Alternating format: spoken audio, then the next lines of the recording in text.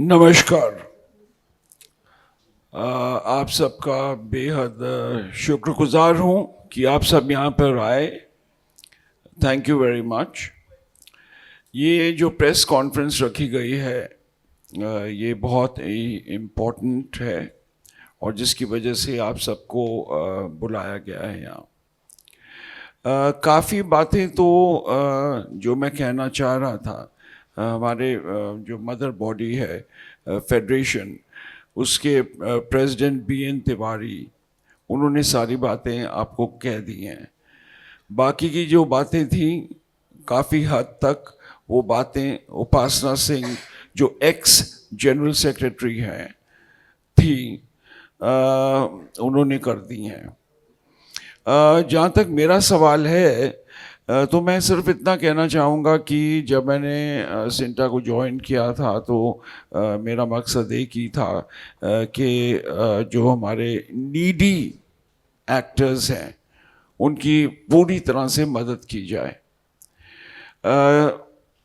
उनका पैसा बचाया जाए, जिसकी वजह से मैं ट्रेजरर रहा हूँ और मैं यकीन मानिए एक एक रुपया मैंने बचाया है फॉर सिंटा मेंबर्स। हम भी बाहर से खाने वाने मंगा सकते थे, पैसा खर्च कर सकते थे, लेकिन हमने ऐसा नहीं किया। मैं खुद अपने 15-20 लोगों के लिए खुद खाना बनाकर लेके जाता था ताकि बाहर का एक रुपया भी इस्तेमाल ना हो। So this was very important for me as a treasurer. अब रही बात एलिगेशंस की, तो मेरे पे कुछ एलिगेशंस लगाए गए हैं पूनम जी ने, जो मुझे कल ही एक हमारे मेंबर हैं दीपक केजरीवाल, उन्होंने मुझे भेजा है और जिसमें बड़े प्रोमिनेंट दो मेरे लिए एलिगेशंस लगाए गए। नंबर 1, मेरे पे ये एलिगेशन लगाया गया कि आप एज ट्रेजरर आपको क्या हक था कि आपने अकाउंट्स को फ्रीज किया। जो हमारे मेंबर्स हैं उनका क्या हाल हो रहा है, क्या आपको उसका अंदाज़ा है? तो मेरा कहना सिर्फ इतना है कि जब कमेटी भंग हो चुकी है और लेबर कमिश्नर ने इस पे ठप्पा लगा दिया है, तो उसके बाद में ना कोई ट्रेजरर रहता है, ना कोई सेक्रेटरी, ना प्रेसिडेंट, या कोई भी पद पे कोई नहीं रहता है। तो मेरे लिए बहुत ज़रूरी था कि अगर ये अकाउंट्स फ्रीज करने हैं तो मेरा मन नहीं कर रहा था, लेकिन कॉन्स्टिट्यूशन लॉ के हिसाब से जब एक कमेटी भंग हो जाती है तो उसके बाद में there is absolutely no reason कि कोई एक भी चेक इस्तेमाल किया जाए। मुझे कुछ 1 साल पहले की बात है या 5-6 महीने की बात है कि मुझे एक हॉस्पिटलाइजेशन मेरा हुआ था फॉर हर्निया। अब ये हर्निया ऑपरेशन के वक्त मुझे ऐसा लगा कि मुझे कुछ चेक साइन करके देने चाहिए ताकि अगर कोई इमरजेंसी आती है तो उसमें वो चेक्स का इस्तेमाल कर सकते हैं। मुझे पूरा भरोसा था सभी पे, लेकिन इम्पोर्टेंट यहाँ पे एज ट्रेजरर मेरा साइन ज़रूरी होता है और मेरे साथ या तो एक सेक्रेटरी का साइन हो, जनरल सेक्रेटरी का साइन हो, या तो प्रेसिडेंट का। तो मेरे को इन दोनों पे कोई ऐसा नहीं था कि मैं इन्हें ट्रस्ट नहीं करता हूँ, तो वो सवाल ही नहीं पैदा होता। ये जो मेरे पे एक एलिगेशन लगाया है कि आपने सब बंद करवा दिया, तो मैं कौन होता हूँ बंद कराने वाला? ये तो लॉ है और हमको लॉ को फॉलो करना है और हम जो भी कर रहे हैं लॉ के तहत ही कर रहे हैं। ये बात सबको क्लियर हो जाए। मैं एज ट्रेजरर हर बैंक में मेरा और जनरल सेक्रेटरी का साइन गया, पेपर गया कि सारे अकाउंट्स फ्रीज हों।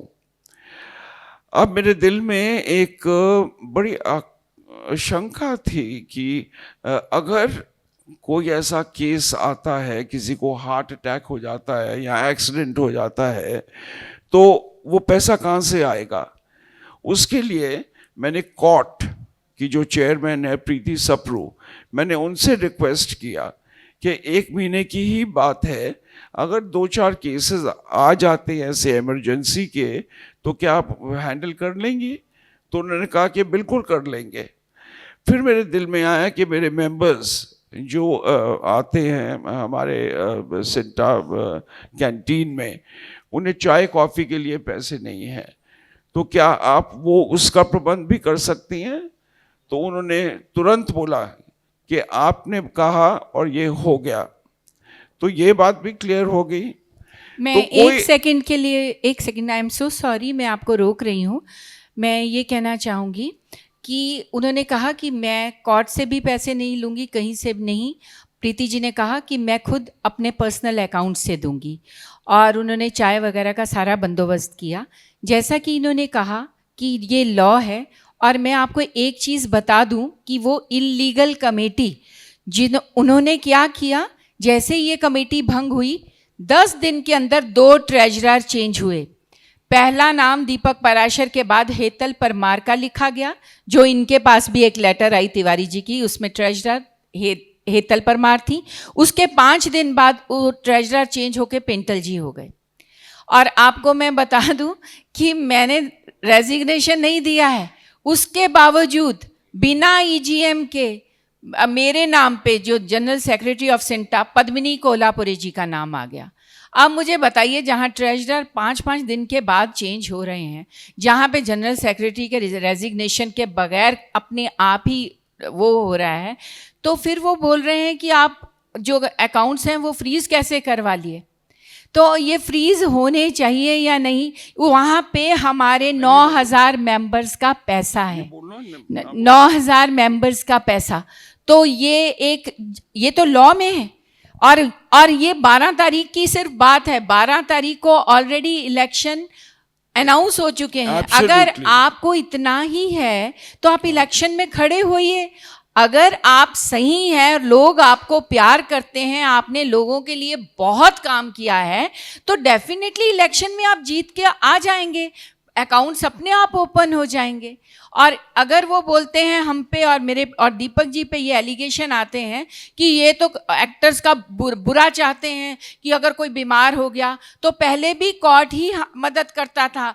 केयर कमेटी हमारी उन्हें बताती थी कि ये एक्टर्स की ये प्रॉब्लम्स हैं, इनका हम इतना पैसा चाहिए, तो वो कोर्ट करता था। और अभी भी प्रीति जी ने कहा है कि अगर 2 या 4 या जितने भी लोग आएंगे कोर्ट की तरफ से, हमारे जो मेंबर्स हैं कोर्ट में, आपको पता है मिथुन चक्रवर्ती हैं, जॉनी लीवर जी हैं, और अच्छे अच्छे एक्टर्स हैं उसमें, मनोज जोशी हैं, दर्शन जरीवाला हैं। क्या ये सारे फ्रॉड या चोर होंगे? ये करेंगे नहीं उनके लिए काम। ये अलग अलग गलत फहमियाँ और अफवाहें फैलाई जा रही हैं कि उपासना और इसके जितने भी साथी कलाकार थे, इन्होंने एक्टर्स के लिए बहुत बुरा कर दिया है, वहाँ चाय तक नहीं मिल रही है। और आई एम सो सॉरी, मुझे लगा कि मैं शायद आप ये भूल रहे हैं, तो अभी दीपक जी बोलेंगे। हाँ जी, तो आई एम कंटिन्यूइंग। तो ये जो एलिगेशन मेरे पे लगाए गए थे कि अकाउंट्स फ्रीज हो गए एंड ऑल दैट, वो सारी बातें तो मैंने आपको बता दी हैं। अभी सिर्फ इम्पॉर्टेंट बात ये है कि जो भी मैंने किया या उपासना जी ने किया, वो लॉ के हिसाब से किया है और बिल्कुल इलीगल तरीके से हमने किया है। कुछ ऐसा हमने गड़बड़ नहीं की, गलत नहीं की। आप मुझे बताइए कि अगर पैसा, जैसे एक बार जो सिर्फ मेंबर्स का पैसा है जिसका मैं रखवाला हूँ, और मुझे ये भी पूनम जी ने, पद्मनी जी ने, उपासना जी ने, शीबा जी ने, सभी ने कहा कि आप 2 बार रिज़ाइन कर चुके हैं और दोनों बार हम आपका रेजिग्नेशन एक्सेप्ट नहीं करते, क्योंकि आपके सबसे ज़्यादा मैक्सिमम 39 हाज़िरियाँ हैं। बाकियों की 29 और उससे कम है। तो हम आपको बिल्कुल नहीं जाने देंगे, आप हमारे अन्नपूर्णा हैं। मतलब ऐसी सी बातें करके मैंने कहा चलो कोई बात नहीं, एक और ट्राई कर लेते हैं। फिर उसके बाद में जो भी इंसिडेंट्स हुए वो मुझे सही नहीं लगे, बिकॉज मैं शो कॉज नोटिस में बिलीव नहीं करता हूँ, उपासना जी नहीं करती। अगर किसी हमारे बच्चे से, मैं तो सभी को बच्चा मानता हूँ बिकॉज मेरी अपनी कोई औलाद नहीं। तो मेरे हिसाब में अगर कोई भी बच्चा गलती करता है तो उसको सज़ा दीजिए, बट ये नहीं है कि उसका कार्ड ही कैंसिल कर दें। वो कैसे फिर दोबारा उसको फिर 30,000 रुपया, 10,000 रुपया ये सब जमा करना पड़ेगा, कहाँ से करेगा? और जब तक उसका कार्ड कैंसिल है तो आप एक बात बताइए कि अगर कार्ड कैंसिल है तो वो अपना घर का खर्चा कैसे चलाएंगे? तो ये भी तो सोचना ज़रूरी था। तो इसीलिए इन्होंने जो मुझ पे तोहमत लगाई है और ये कहा है, तो I am not very happy about it. अभी एक दूसरी बात इन्होंने मुझ पे तोहमत लगाई है कि इन्होंने जब फाउंडर्स डे किया तो मैंने सिर्फ 20,000 रुपये का सैंक्शन किया। वो मैंने इसलिए 20,000 का किया क्योंकि जब भी हमारे कैंप्स होते हैं तो हमारा एक फूड ट्रेज आती हैं जिसमें 5-6 आइटम्स होती हैं, तो उसमें वो 100 रुपये के हिसाब से होता है। जो मुझे ऑफिस की जो इंचार्ज हैं हुडा जी, उन्होंने कहा, तो मैंने कहा कितने लोग आएंगे, क्योंकि हॉल तो आपका फ्री है। तो उन्होंने कहा कि 150-200, उससे ज़्यादा अकोमोडेट नहीं होंगे। तो मैंने कहा ठीक है, मैं 20,000 रुपया अभी सैंक्शन कर देता हूँ, बाकी आप बताएं किसी चीज़ की ज़रूरत है। तो उन्होंने कहा कि साउंड है और आपका ये माइक है। तो मैंने कहा कि वो भी ले लें, तो कहते नहीं वो सब हमारे पास है, हमको ज़रूरत नहीं है उसकी। तो मैंने कहा चलो ठीक है, वो भी बच गया। उसके बाद में द नेक्स्ट पॉइंट वाज कि इन्होंने कहा कि हम स्क्रीन लगाना चाहते हैं, जो मुझे बताया नहीं गया क्योंकि मेरे घर में एक मेरा जीजा ही समझिए, he was on death bed. तो मेरे को वहाँ जाना, इधर आना, वो सब चलता रहा। तो मैं इसी बात पे मैं एंड करता हूँ कि मेरा रीज़न सिर्फ ये था। और मैंने वीडियो में जब पूनम और पद्मिनी ने कहा कि नहीं हम ही करेंगे, 20,000 हमको चाहिए नहीं, हम ही करेंगे, तो आई वॉज हैप्पी। मैंने कहा चलो ठीक है, मेरे बच्चों का 20,000 रुपया बच गया, वंडरफुल। तो ये दो इल्ज़ाम मेरे पे लगाए गए हैं विच आई एम नॉट हैप्पी।